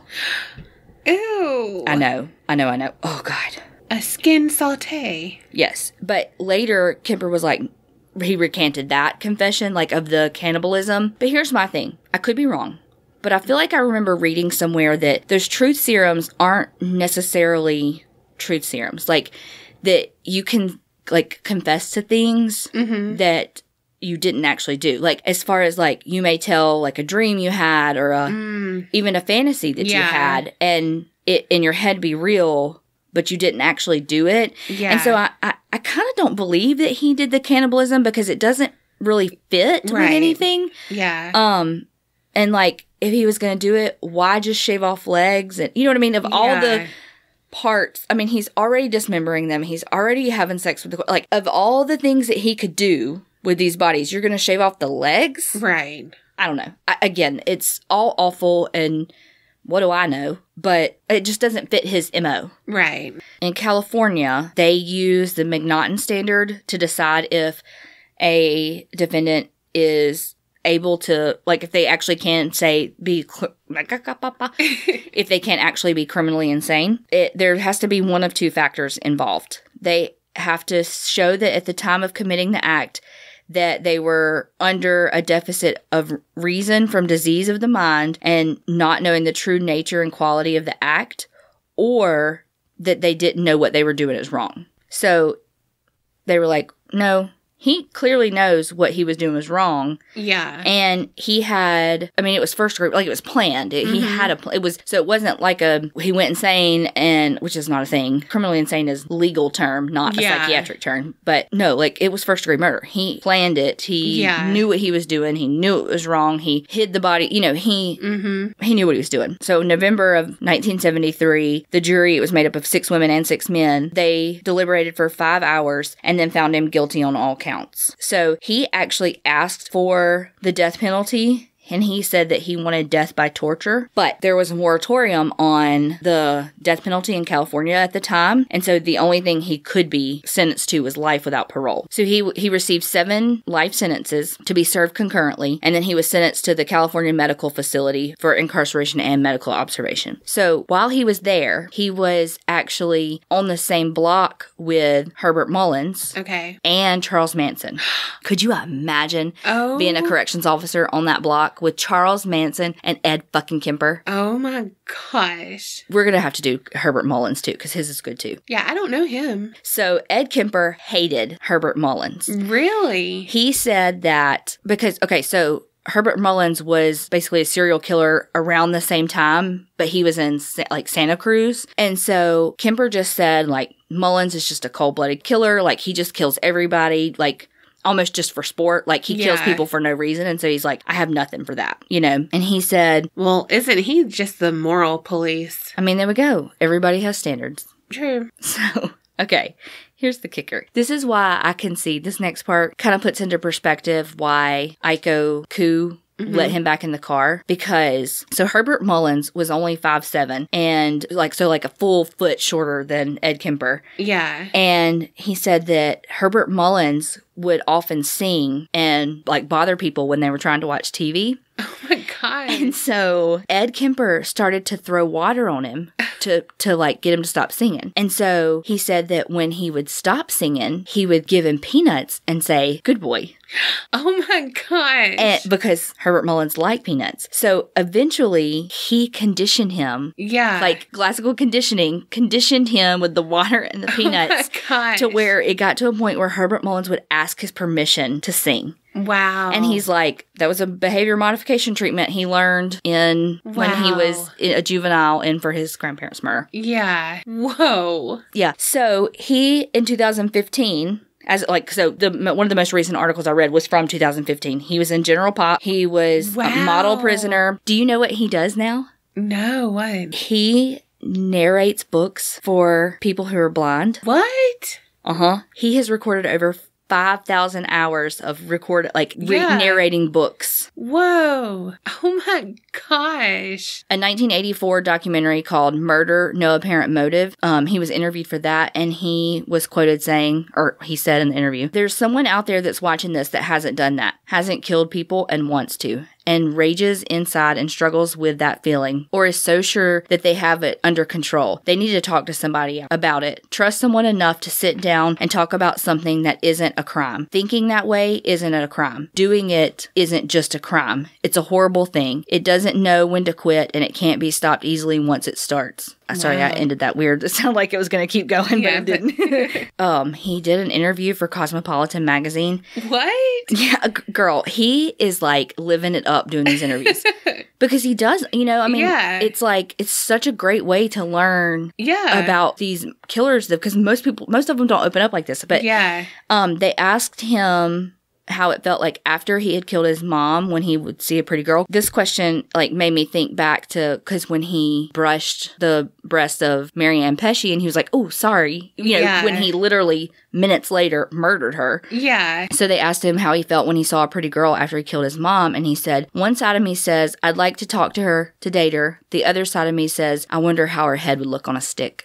Wow. At least he didn't say, "I wonder what her head would look like on my dick." He has come up for parole a lot. I think I actually earlier said he got life without parole, but he just got life sentences. He was been actually eligible for parole quite a few times. And like basically every 3 years since 1979. Wow. And so like all of these years he was going up for parole, and he was like, "I'm not fit to return to society. Quit having these parole hearings." Yeah. And in 2012, he like waived his right to a hearing and stipulated that, like, he's like, "I'm not interested in going to the 2017 one." And then, so in 2017, he was denied parole again. His next eligibility is in 2024. Whoa. Of course, he's never getting out. Like, nobody's letting him out. But isn't that crazy? Yes. Like, and he knows, I mean, he at least has that insight to be like, no.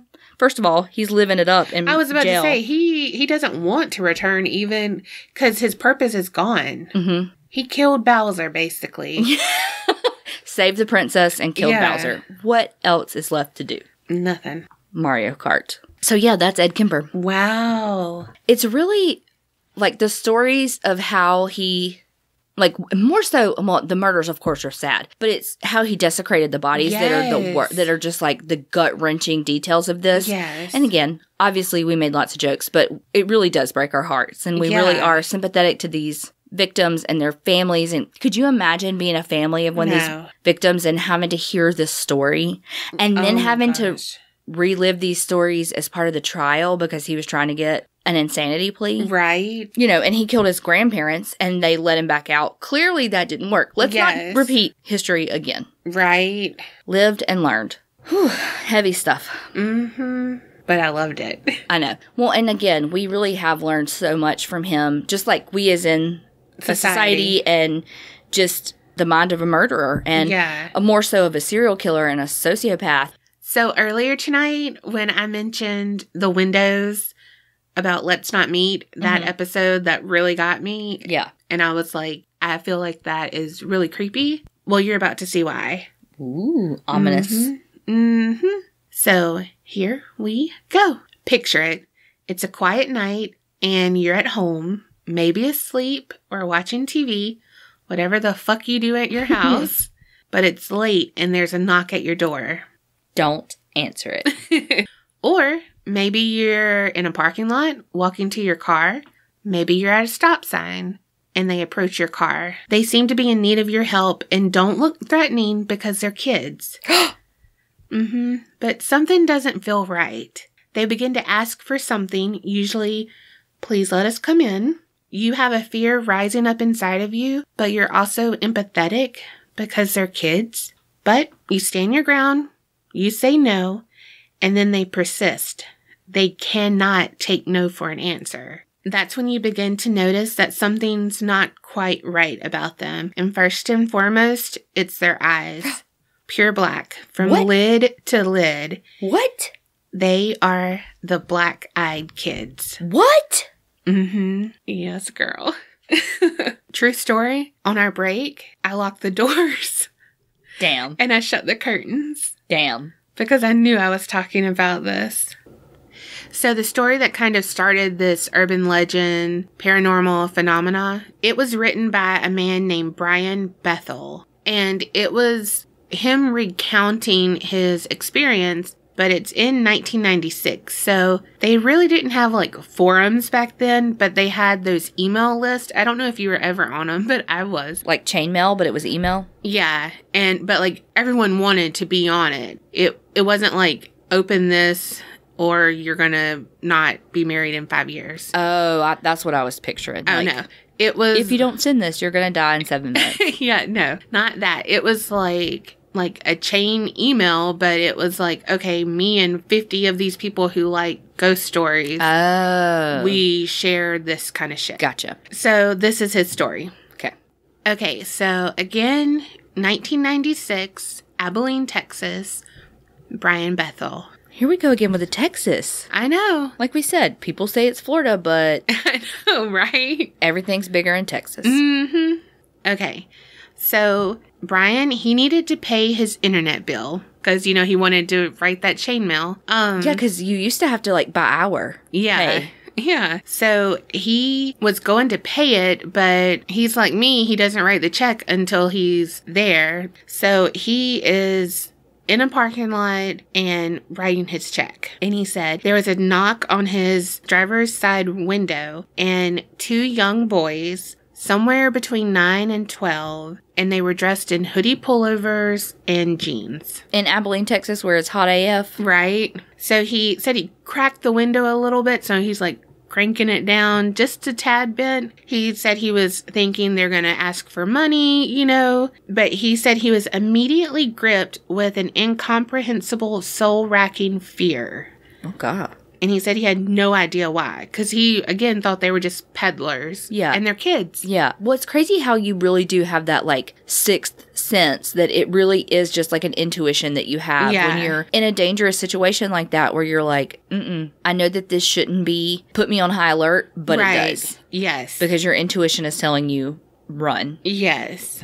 So one of the boys asked him for a ride. He said that they were wanting to see a movie, but left their money at their mother's house. So Brian finally muttered some words and he asked what movie they were going to see. And this cracked me up, but okay, so the kid answered, Mortal Kombat, of course.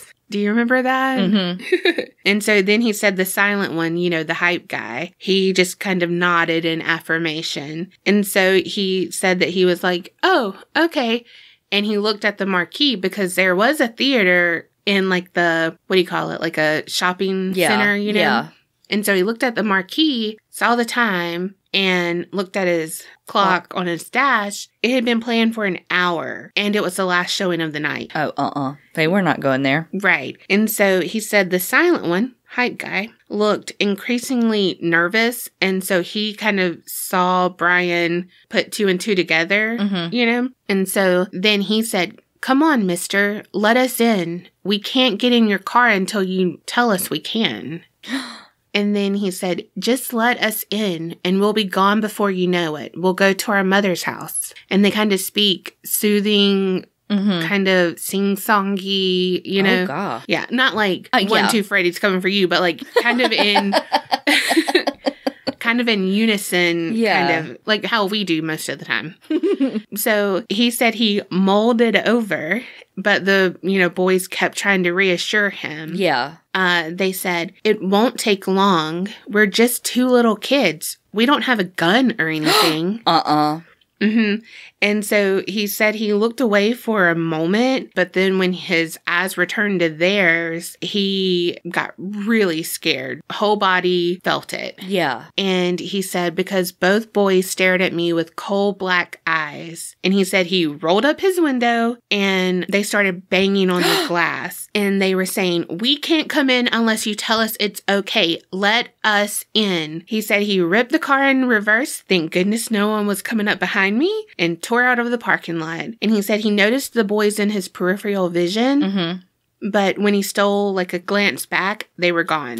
Yeah. Oh my gosh. And so the story has been added to Creepypasta, that website. Yeah. But to this day, Bethel says like he has not changed anything about the story. Dang. And he's been interviewed and stuff. He's not making any money from it. Yeah. Like it's not doing anything. Okay, so some facts about black-eyed kids. Because I got some more stories, but I want you to now, like, before you hear those stories, have it kind of in your mind and look for certain cues. Question. Are their whole eyes black or just like... I'm getting to the facts. Oh, God. So, facts about black-eyed kids. Bullet point 1. Black-eyed kids will look like normal human children between ages 6 and 16, but they have pale skin and completely black eyes. Lid to lid, no whites. What? Additionally, people who have been in close proximity have that fear. It hits them and they're like, abort, I was abort. about to say, abort mission, something ain't right. However, they still feel compelled to help them. Yeah. It's like your instinct is something's not right, but then also your instinct is, but it's kids. I need to help them. Right. Damn kids. They're commonly described as wearing dated clothes, dressing in a manner not typical of a normal child, hand-me-downs, which, I mean... You can't blame a person for that. I mean, we're both the youngest of 4 kids. Yeah. Hand-me-downs were our jam. Right? Or in jeans and hoodies. They got one thing like, okay. Kids these days wear those, right? Put on your knickers. And they always ask for something. So, will you let us in? You'll see later, like, what else they ask for, but they're always asking. Just like freaking kids. Damn. And usually the questions have something that means that they're going to be in close proximity to you. It's not like, give me $5 so I can do that. It's like, okay, well, can I get in your car while you reach in your wallet and give me $5? You know, it's like something weird. Yeah. In 2014, a British paper reported that sightings of black-eyed kids were like rising all around the world. He was the first reported one when he did that. But after that, like people were like, hey, I saw that too, kind of thing. Yeah. Theories about black-eyed kids are that, and you're going to be like, oh my gosh, vampires, aliens, or of demonic origin. Vampires because they have to be let in. They keep saying, you have to let us in. Yeah. They're and saying they're pale. with that. Yeah. And they're always at night, that kind of thing. Aliens because they don't seem of this time. They'll have older clothing, kind of like ghosts or even vampires, they're always in the clothes and they talk how it was in that time that they died. Right. So it's kind of like that. But it's also like someone said, okay, we're going to send you to Earth. And this is what the kids wear. This is what the kids say. Yeah. You know what I mean? Yeah. Right on. And then demonic origin because usually there's a smell like moldy, and for demonic stuff it's like sulfur and things. So they're just saying like with the smells and they seem not good. You have that fear and stuff. So and the black eyes. Yeah. So, because we don't know really about them. I'll get into another thing later. Okay. I don't want to cut you off completely. I want you to be open to these stories. Well, you shouldn't have led with vampires. Okay, so one woman wrote about her experience on a website called Week in Weird. Her username is No Sleep 2012, but we're going to call her Sarah. Okay. You named her? Because I thought No Sleep Sarah just kind of went. Cute. Okay, so Sarah said that she almost felt like it was a dream. She woke up to her dog Lucy barking. They've had her like 3 months. So, you know, she's a puppy. She might be barking at whatever. We know how Marley gets about that damn raccoon and possum. Yeah, and especially if they just got her, she's like getting used to sounds and stuff. Yeah. Well, so they're in their room, her and her husband, and they have their 22-month-old daughter all in their little room. They had a roommate too, so like that's why they're all up in their little room. Yeah. So she said that she decided that it would be best to open the door and show Lucy, her dog, nothing's out there. Yeah. Like, stay quiet. But she bolted to the front door, but they had a baby gate, so she couldn't get to the front door yet. And she was like freaking her freak. So she's like, oh my gosh, you know, whatever. Open the gate. And she went straight to the door and was like barking, you know. But she hadn't like shushed her or anything. So she said that the second her hand reached for the deadbolt, because she was gonna show her outside, like, nothing. There. Let's go to bed. Like, the baby's still asleep. Yeah. You know? So she said the second her hand reached for the deadbolt, Lucy went wild. She went to barking and jumping towards Sarah. And she said when she touched the metal, she just changed her temper. Like, she was whimpering and like scared and was backing away. Oh gosh. Yeah. And so she was like, okay. And she said like her mannerisms changed. She wasn't thinking nothing's out there. It's okay. Yeah. You know, it was like, oh, wait. Something's up. This isn't right. She said her heart was racing and sinking at the same time. And I have felt that before, and that is not a good feeling. No, that's scary. Like, my brain can't think at that time. Yeah. She said that she had never been flooded with the mixture of fear and dread. She looked through the peephole, and she said she can't explain why she looked, but she did. You know, like, because she was thinking nothing's out there, but then the dread came in, and she's like, let me take a peep. Outside were 2 kids. She said one was just a smidgen shorter than her and didn't look much younger. Sarah was 21, and she looked to be 16 or 17. She said she was slender, pale, her hair was blonde, and it was long mid-back. She had long, blunt bangs that kind of hid her eyes. She wore jeans and a pullover-style hoodie. She held the hand of a small girl who looked to be around 3 or 4 in the same style of jeans, and she had a cardigan on. The smaller one looked to the floor shyly, you know, like a kid would do. Yeah. She said had it not been for the feeling of overwhelming dread, she probably would have let the kids in because they're kids. Yeah. She said she probably would have offered them tea, hot chocolate because it was cold out and they were dressed for the cold but weren't. Yeah. You know? But she said something about them seemed off. So she said that she hadn't shushed the dog, grumbled, nothing, and she hadn't turned on any lights, which I don't know how people do that like at night because I get freaked the fuck out. Which is weird because you hate lights on during the day. Mm-hmm. Yeah, but it's because I can see. Well, and I don't like lights on if I'm watching TV or something, but if I hear a noise... That's the first thing you do is turn the light on? Yeah, or my phone and do the light. But, okay, she said the kids had no indicators that she was at the door because she, you know, again, she just touched it. So she said that then the older one, the one that looked 16, started to speak. She said she held her head still tilted downwards so she couldn't see her eyes. And she said, we have to use your phone. And Sarah said she was frozen in fear. How did she know that she was at the door? Then she raised her head to face Sarah directly, and that's when she saw her eyes. And so she said the reason she couldn't see him before were her bangs and her head was tilted down. She said they were black or midnight blue, some kind of dark, you know. Yeah. And the girl said, our mother is worried. And so she said that Sarah said that she's always been interested in creepy stories. So she knew when she looked at them that these are black-eyed kids. Oh, she had heard of them before? Oh, okay, okay. She said that she had like never really believed in the stories, but she liked to hear them. kind of like you.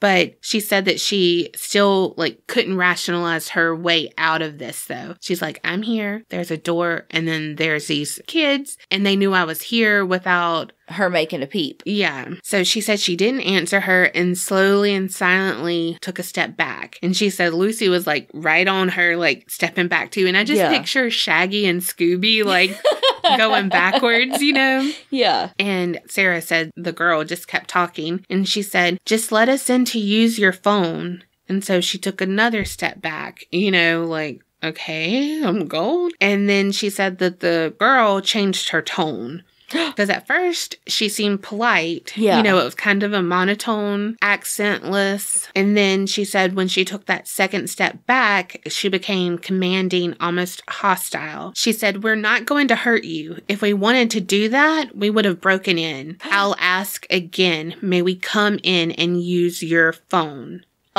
She said Lucy snarled at the door and she inched backwards. So again, I still just like especially like Shaggy's like lanky. Yes.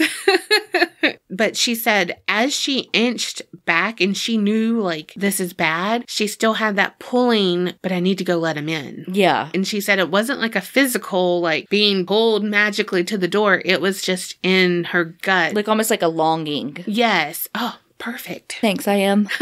She said that with that, she went to her room, covered up a window that was open. Like, not open as in open, but just, you know what I mean? Yeah, like the curtain. Yeah. So she covered that up, locked the door, her bedroom door. Yeah. Just sat there. And she said that she heard her keep saying stuff like, come back, let us in, you know. And she said it happened a few more times and then it was quiet. She said she did not go back to sleep that night. And she said that she knew from reading about black-eyed kids, they couldn't come in without her permission, but it was just like, what if I'm the exception? Yeah. You know, like how we always are. God, how scary. Like when we're like, it could be a killer behind there, but you're like, but I know it's not. But what if it is? Right. Like, I don't want to trust it at a haunted house, circus, or whatever. Like, that's what I meant, because we're paranoid.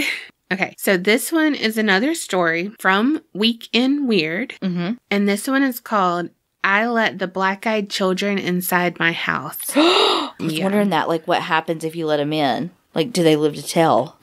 When she wrote in, she said, I've made the mistake of letting the black-eyed kids inside, and now I'm worried I might die because of it. What? She said, I hope this will be a warning to everyone to make sure they don't make the mistake I made. She said she lives out in the country in Vermont where they don't have to lock their doors. I don't give a fuck if you live in the damn Truman Show. You fucking lock your doors. Yes. Oh my gosh. I don't get it. No. My doors are always locked. That's how every murder starts. Yes. We lived in a town that, I mean, nobody even locked their doors. Well, that's why you dead. Oh, God. But true. She said a little over a year ago, she woke up because she heard a loud banging on her front door. So at the time, she and her husband lived in a small home on a dirt road. Okay, so it's like not in town, but like on the outskirts. Right. It was in the middle of a snowstorm, and she said the hills kind of get slippery, so she thought someone may have wrecked their car, you know, needed gas, something like that, because it's happened before. So she looked out the window, and she saw that the motion light was on. She said that she could see where there were footprints in the snow, and so it had come off of that road to their driveway, but she couldn't find a car anywhere. So she said that the snow was still covering the road, so no one's driven on it for like at least a couple of hours. So she wasn't like at the front door, but she could see kind of the silhouette of someone standing there at the front door. So she wasn't sure, like, okay, well, I don't see a car. I don't see where a car has went. Like, who is this person? Where did they come from? It's a fucking snowstorm. Right. So she went and got her husband up because, you know, she's like, if I'm going to die, you're going to die too. Right. So she was telling him, like, what was going on, and the banging on the door started again. So her husband went over and answered it while she stood in the hallway.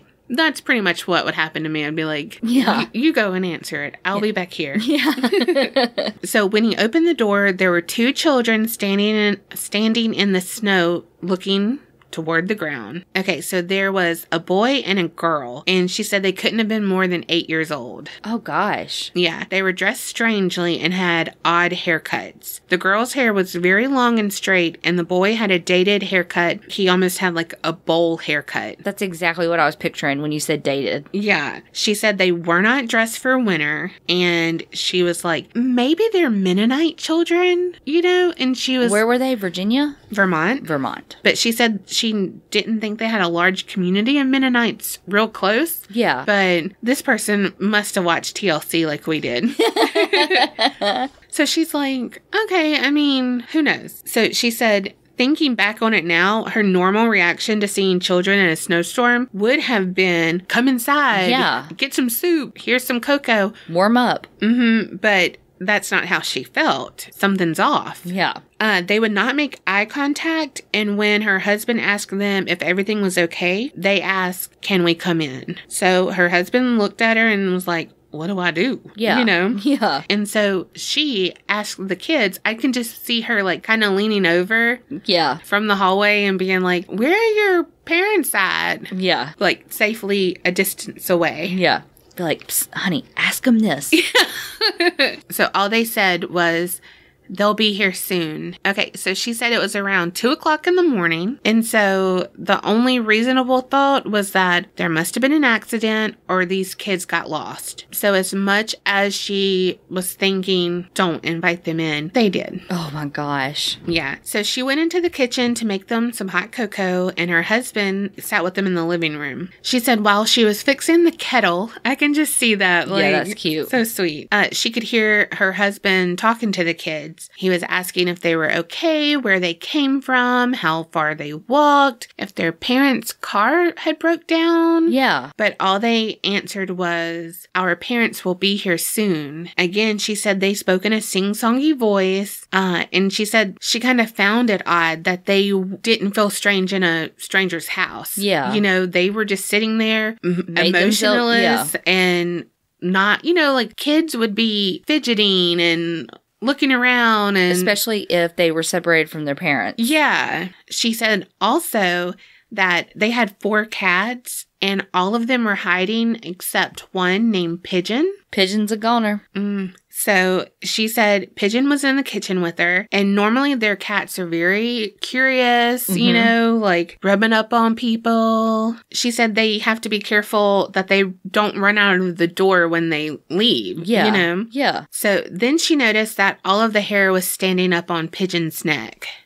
His tail was puffed up while he was looking in the living room. When she bent down to pet him, he hissed at her, which he never has done. Yeah. And then he went and hid underneath the kitchen island. And she said she had never seen him act like that before. When she walked back into the living room, the kids were sitting on the couch as still as they could be, but her husband was holding his head in his hands. She asked him what was wrong, and he said he felt very dizzy all of a sudden, but that he was fine. It, you know, just... Yeah. It's 2 o'clock in the morning, and they just got woken up, you know? She said she turned back to give the children their cocoa, but then when they looked at her, she gasped because she noticed their eyes. She said that it took everything inside of her not to drop the mugs because it startled her so much. She said when they saw that she was scared, they stood up and asked if they could use the bathroom. She said she tried to be as composed as she could be and showed them down the hall. Then when they went into the bathroom together, she hurried up to tell her husband, like,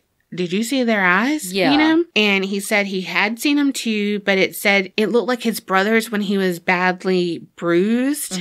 So he probably thought they were abused or something. Yeah. You know? Golly, that breaks my heart. Yeah. She said they were in the middle of talking about whose children they could be when her husband's nose started to bleed. He had never had nosebleeds before. She said she just knew inside that it had to be something with the kids. Yeah. Like, where did this come from? So she started crying, but she ran and got her husband the tissues. And that's when the power went out. She said she heard her husband yell her name, and so she started to walk back through the hallway, but she stopped dead in her tracks because the 2 children were standing at the end of the hallway. They weren't moving, and she said she had never been so scared in her entire life. They just stood there in the dark. That's like The Shining style. Yes. Oh my gosh. She said after what felt like forever, the boys said, "Our parents are here." And they walked to the door, opened it, walked out, and didn't close it. She said her husband jumped up to close it and almost fell over because he was so dizzy. Yeah. She said they looked out the window and saw 2 men standing by a black car idling at the end of their driveway. The men looked like they were wearing black-colored suits and were very tall, at least 6 feet. Men in black. When my husband waved at them, they just stared at us, got in the car, and drove off. Our power came back on half an hour later, but nothing was the same after that night. There's more to the story, but I will say, yes. That's why they also attribute them kind of to shadow people because of the Men in Black, your fave. Sarcasm there, people, because she hates them. She does not believe in them, but all I know is don't answer the door tonight. But yeah, so like aliens, shadow people, something, and how the Men in Black acted weird, like not of this time. Kind of sounding the same. Yeah.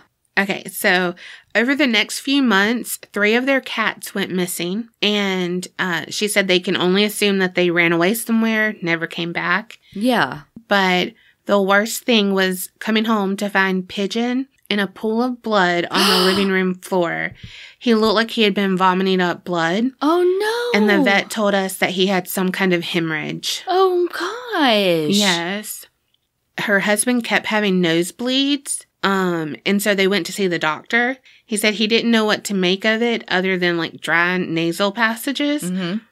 But they found out that her husband was had an aggressive form of skin cancer, and the doctor was like, "Do you use tanning beds? Because this form, really happens with that." The doctors think he will recover, but they don't understand how it got so bad so quickly. Yeah. Her husband has never worked an outdoor job and spends relatively little time in the sun. Yeah. She said since they let the black-eyed kids into their home, she has suffered regular dizzy spells and nosebleeds. She said she had other issues, which she won't mention here, but she said that she's suddenly in the worst condition of her life, and no one can do anything about it. So I feel like lady parts are involved. Yeah. Because, she's not TMI like I would be. Well, and I think it's weird that they had the same symptoms, like the dizziness and the nose bleeding. So she said that we've told everyone we could about the strange kids that showed up, but no one else saw them, and some laugh at them. And, like, you were scared of Mennonite kids. Yeah. And she was like, I wish my husband would have never opened that door. Damn. Okay, so I wrote 2 things to talk about, and it was the resemblance of the Men in Black. So you've already got that ring-a-ding-ding. You won. Okay, second, the skin cancer diagnosis. I read that it is kind of what people say when they've been abducted by a UFO. Oh, God. And not just abducted, but witnesses close, to whatever. And it's known as moonburn syndrome. And it's like radiation burns and stuff. So it really does seem like alien type stuff. So I don't know. I mean, I believe in aliens because, again, they don't have to be what we know of aliens. Like little green men. Right. I mean, they could be, but I mean, we come in all shapes and sizes, and I mean, I feel like they could too. True. Oh, and also because some of the skeptics are like, these are just kids buying the black contacts and trying to freak people out. However, it says, given that the average age is about 13, no one can afford those because the full sclera contacts, that's what it is, really expensive, because if you actually wear them, you'd have to get them fitted for your eye because it's the full sclera, so not all eyes are the same. Yeah. And so you'd have to get them fitted by an optometrist, which means moolah, which 13-year-olds aren't doing for a prank. Right. And people say that they're really painful to wear. Yeah. And so, like, even actors who have to wear them and stuff, they don't wear them for long. And so for these kids to do that for, 30 minutes, an hour, however long, if they're let in, or, you know what I mean? Yeah. Or if these are pranksters, they're not just going to stop at one house. Right. Because if they don't get let in, okay, well, that didn't work. Let me go to another one. Right. It would just be too painful. That's crazy. Yeah. So to think of it, it's like, well, no. Not so much prankster. Yeah. Not so much alien either. Whatever. Okay, so this guy, David Weatherly, he researched, investigated, and wrote a book about black-eyed kids. And he found one of the earliest known accounts of black-eyed kids dates back to 1950 in Virginia, and it concerns a 16-year-old boy known as Harold. So according to the story, Harold was walking home, and he came across another boy leaning against the fence, looking like he is waiting on someone. Like, I picture Huckleberry Finn against the fence. Did you ever read that book or watch the movie? No, but I pictured, like, a greaser leaning back on the fence. That's so funny. So Harold attempted to speak to him like, hey man, what up? And did not receive any response. So he just kind of looked at him, and so Harold was like, all right, peace, homie. And then the boy kind of just stated to Harold, I want to go to your house. You're going to walk me up to your house. Excuse me? Mm-hmm. Like, skirt, I ain't your bitch. Right? No, the fuck I'm not. Back the hell up, you strange little boy. First of all, you're a kid. I'm not.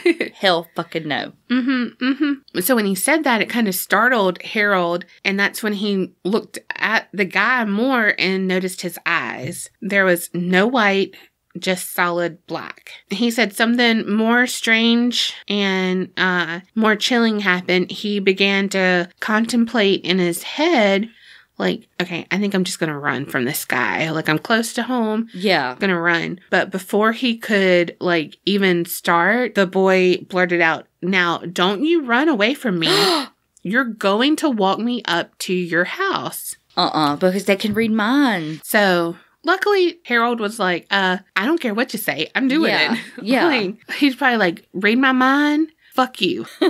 So he said he ran faster than his legs had ever carried him before, which I would imagine so. So when he got inside, he told his parents what happened, and his parents believed him. How old was he again? 16 years old, I believe. Okay. And so it said so much so that his father actually grabbed his gun and went out looking like, strange boy, I'm coming for you. So then, and his mother apparently thought her son had encountered the devil himself and was like, I'm taking you to a local priest. But, I don't know what happened. Yeah. If he went to the priest or not, but there's that. So that happened before Brian. Okay, hopefully y'all still are like into these stories because there's one more. Okay. And it's from No Sleep Trash. Oh my God, that's funny. Okay, so he's like writing this out on like Reddit, but probably Reddit creepypasta somewhere. I don't know, but it was just in like an article I found. Yeah. So he wrote, last night was like any other night. I was switching between listening to music and watching YouTube videos. He had one headphone in and one headphone out because he wanted to hear his daughter. If she cried, she was still a baby. He was on daddy duty basically because his wife works at 4 a.m. at the hospital every day. So then he was like, all right, look, it's late. I'll just go and lay down in the spare room in the baby's bedroom. So just as he dozed off, he heard a thumping sound coming from the front porch. He was startled, eyes wide awake, what the fuck was that? Yeah. Scanned the room, and then he was like, oh, it's probably the cat scratching himself on the front porch. So then, started to doze off again because he's like, it's cat, yeah. Whatever. Well, then he heard the thumping again, and so he was like, that damn cat, he's thinking, okay, if I don't get up and run him off the porch, it's just going to do this every time. Mm-hmm. So he got out of bed to run him off, and he didn't see him anymore. So he's like, whatever. I'm just going to stay up for a minute. He's like me, because if I get up for just a second, I'm up for at least an hour. Not me. So he was like, all right, I'll just get some tea, check Facebook, of course, and maybe finish the web series I was watching on YouTube. That literally sounds like me. That is you, and I could get up and go to the bathroom and fall asleep sitting on the toilet. And then wake up, go back to bed, and fall asleep as soon as my head hits the pillow. No. So he said a few minutes into the video, he felt the urge to look up at the kitchen window, and there they were. Yes. He said the tops of the two short people's head were cresting the stairs just above the window frame. They were short enough not to see in the window, but he could see out. He said he heard no footsteps on his porch. And at that moment when he was like, okay, didn't hear footsteps, people are out there, his stomach started to turn. You know, like, fuck, something is wrong. It was not the cat this time. Right. And then he was like, sorry, cat, for blaming you. But so then he was like, okay, listening, and he could hear the knock, knock, knock.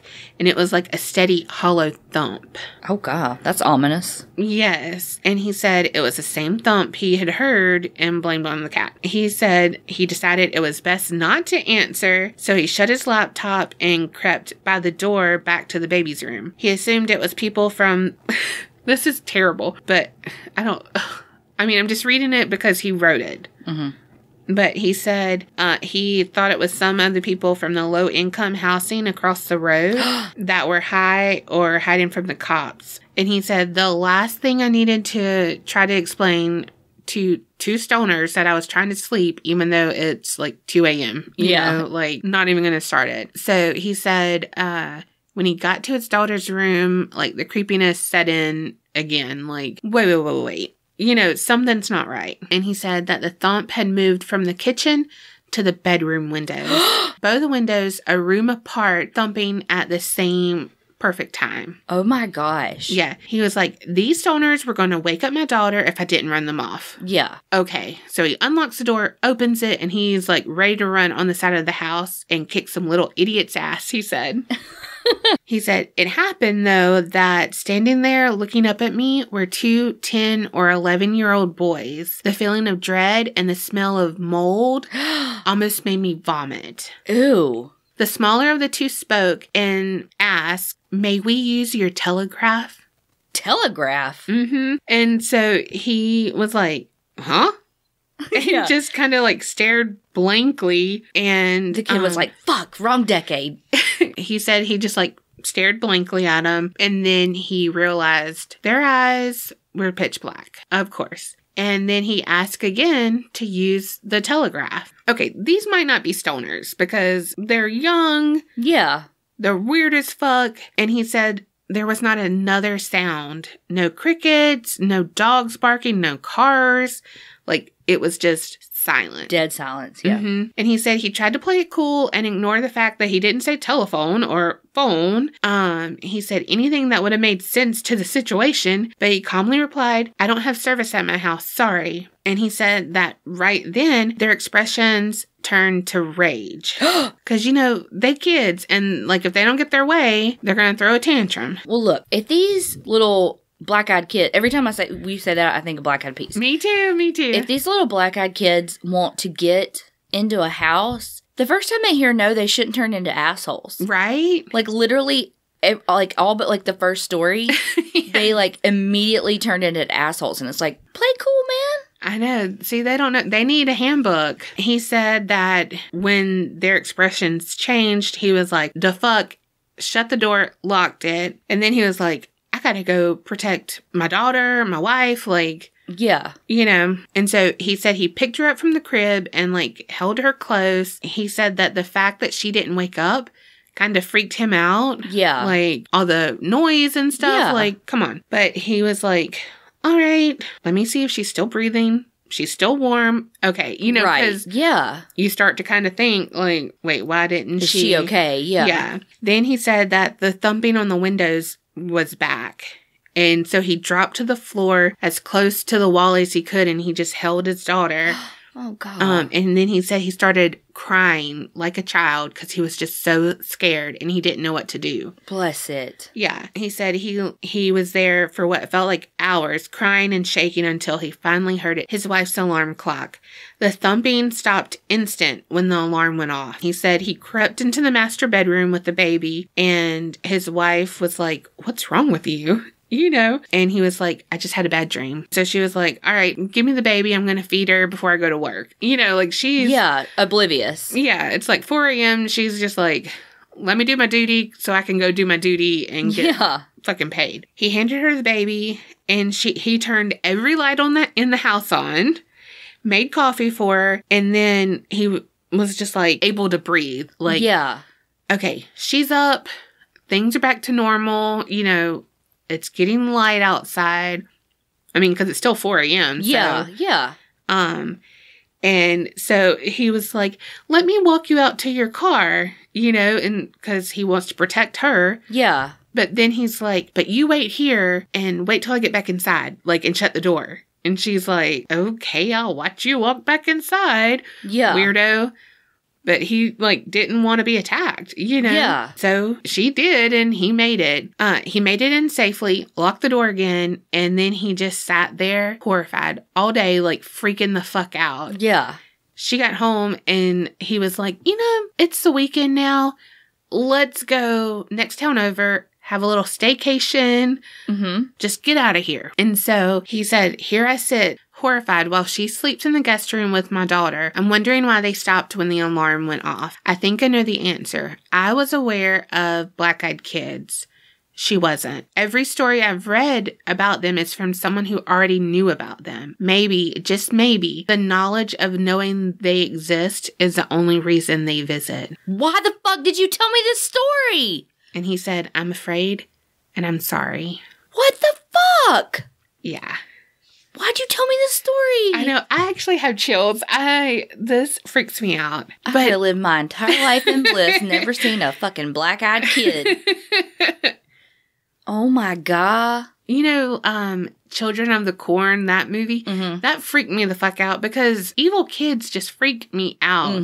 Like the thought of this, because I do not like windows open. I close curtains. It does make me feel better that they can't come in that we know of unless you let them in. But then they can kind of control your mind. So I know tonight I'm going to be freaked out when Marley starts screaming at the door from that damn raccoon. Oh my God. Why did you tell me this story? Isn't it scary? Everybody who listens to this episode is going to be like, "What the fuck?" when they hear the end of it. Right? We're all going to die. I have to go get in my car and drive and then get out at my house. I know. I have to stay here tonight. And we talked about it here. That is not the fucking same. I know. I'm going to run every red light and stop sign on the way home so that they don't come up to my car while I'm at a red light. One thing I learned this time: do not answer the door. If little kids are there, they are not there to sell you Girl Scout cookies. No Thin Mint will take the pain away. That's not hunger in your belly. That's fear. 2, don't hitchhike. No, the last 2 weeks of mine have been hitchhiking. Yes. Don't do it. No. And 3, always, always trust your gut. Yes. If you have to reason shit away, don't do it. Don't. Because, number 1, the people with the kids opening doors and stuff. And then also, like, the last 2 girls that he murdered, one of them was like, "No, it's okay. Get in his car." And she hesitated, and if she wouldn't have gone... Yep. Because she should have trusted her instinct. Yeah. And that's so hard and so easy at the same time, you know? But because we've all trusted it, so we don't understand, like, when people don't do it, but we've never been in that situation. Oh, absolutely. Them, you know? So absolutely. But it's so easy for us to be like, yeah, well, I trusted my gut in a weird situation, but it wasn't that situation. Absolutely. Well, I mean, maybe it was. Maybe we didn't get killed by a serial killer because we trusted our gut. Yeah, it's... you never know what you're going to do in a situation, so by no means are we or will we victim blame or shame in that regard. You just have to trust your gut. Yes. You do you. Do not care what other people think of you. You just want to stay alive. Right. Like, do what you have to do to survive. Preach. Just don't open the door. Please don't open the door. You can just hear their voice like how they would talk. You know, just that monotone, creepy. But like at like a cadence almost. Yes. And I can just hear them like, Mister, you know, like, let us in, and be pounding on the window. Oh my gosh. So, yeah. So trust your gut, and if something doesn't feel right, get the hell out of there. Yes. And if you want to hear how someone got the hell out of a cult. In real life. Real life, y'all. Stick around. And remember, keep it real and don't get scared. Hi, everyone. I'm Debbie. And I'm Laura, and we host a podcast called I Got the Hell Out. Are you fascinated by cults? Of course you are. Well, I spent 10 years in one, and each week I spill all the juicy details. Some are funny, and some are downright frightening. And trust me, you want to hear these stories. You can find us on iTunes, Stitcher, and Overcast. So give us a listen right here on I Got the Hell Out. We'll see you there.